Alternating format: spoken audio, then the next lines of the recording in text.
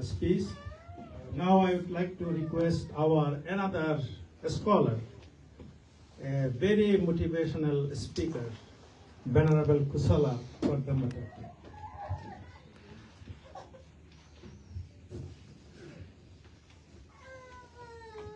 Venerable Dr. Bhante and Venerable members of Mahasangha,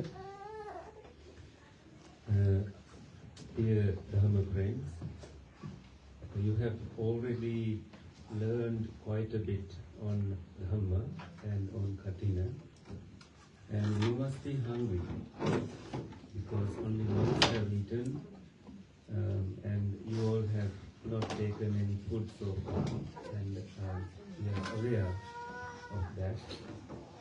Anju earlier mentioned about her loss of her father.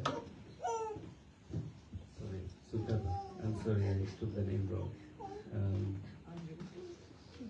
Who is Anju then? I have your name as registered as Anju. Sutaba. Thank you, Bhante. And a loss like that, when that happens to any one of us, we get shaken. When we get shaken, we become helpless, we get frozen, and we look for refuge. We find refuge in Dhamma.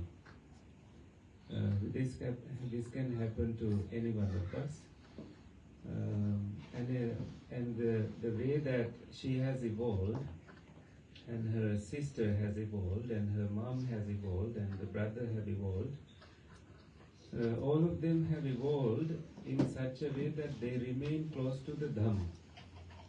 Dhamma has many meanings, but remaining close to reality, that is what they have done. And there was a mention that we could do the Kathina celebrations in winter. And the center in West Virginia and the Aranya Bodhi Monastery, some of the centers have recognized that, and they do it in the winter. Regardless of when we do it, what is happening in that season is the most important part. When the Buddha went into the forest, or when monks went into their solitary practice for 3 months, they reflect on very challenging Dhamma, and they get it. And when they get it, that transformation stays with them. And I think this exchange that happens now, in gratitude to your service in that season, for looking after the monks, and the monks having the confidence that there will be lay people looking after us when we are focused inwardly into the mind. It may be their Abhidhammic understanding, it may be something else that they reflect on for foundations of mindfulness, 5 aggregates, or anything they reflect on, they may have a breakthrough. And that breakthrough is so rare. When that breakthrough happens in their minds, and that they learn to see the Buddha through Dhamma, they learn to taste the Dhamma, and that effect is going to have an impact in your minds. Because of the way the sasana works is that monks engage in their practice, lay people who look after them receive the happiness of supporting these monks. It's not our scholar-like nature, it is the practice itself that must define the enormity of merits that you will be experiencing on a day like this. That is what you are celebrating. The way we need to look at our own selves is very simple.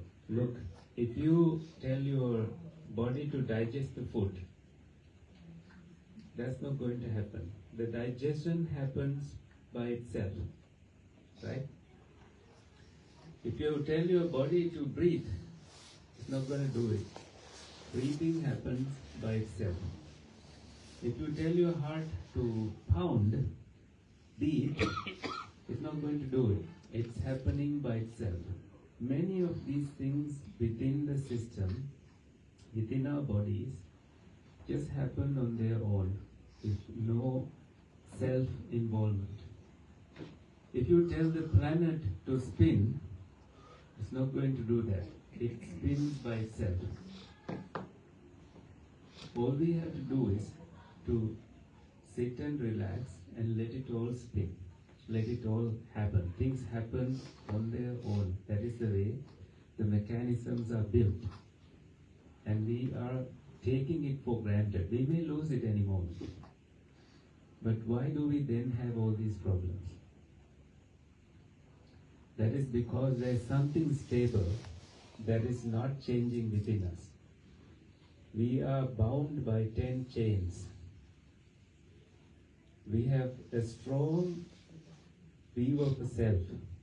This is called Sakkaya Ditthi. And then we have doubts. We don't go too far in the practice. And we have adherence to Silabbata. Practices that we think will lead to emancipation. And then sensual desire is so strong in us. Eating habits, attachment to anger is also strong in us, right? Attachment to anger is so strong in us. We get so fired easily. We are in flames. These are chains. And then attachment to jhana realms, if you are there. Or after that, another chain, attachment to immaterial planes of existence. And then the conceit that I am this. And then the hypocrite, restless nature of the mind. And then ignorance. These are the chains that are not spinning. They keep us tight to this core of the wheel of samsara. And in a 3 months rain season, we monks try to break those chains. And the Buddha's advice is to break them like a big tusker, big elephant, breaking the bamboo forest. Just break them all and liberate yourself. It is a solo journey.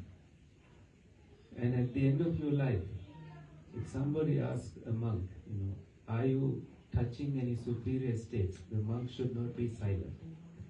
And the monk, when he has taken the Dhamma to the heart, that is the only thing that is going to save him. Nobody else.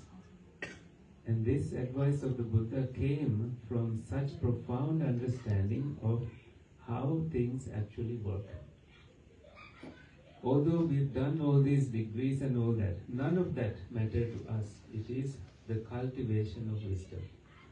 And with that spirit in mind, we must thank you all for continuing these traditions and seeing the value of them and coming together as community, inviting the two Bhantes to accept the Rain's invitation. Bhante Samit and I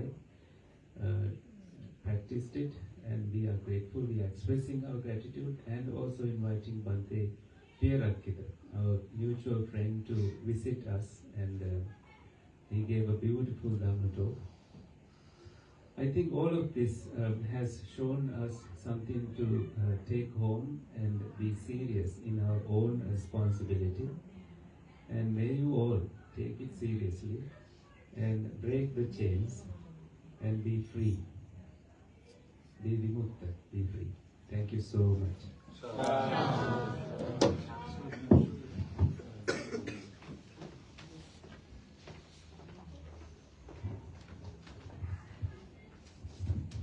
Thank you, Bhante, for your wise word. So, আমরা এখন শেষের দিকে আমাদের জীবন উৎসর্গ হবে এবং ভান্তের বক্তব্যের মাধ্যমে আমরা আজকের অনুষ্ঠান শেষ করব এবং সবাই মধ্যাহ্ন ভোজনে অংশগ্রহণ করব। So, Bhante, now it's your turn.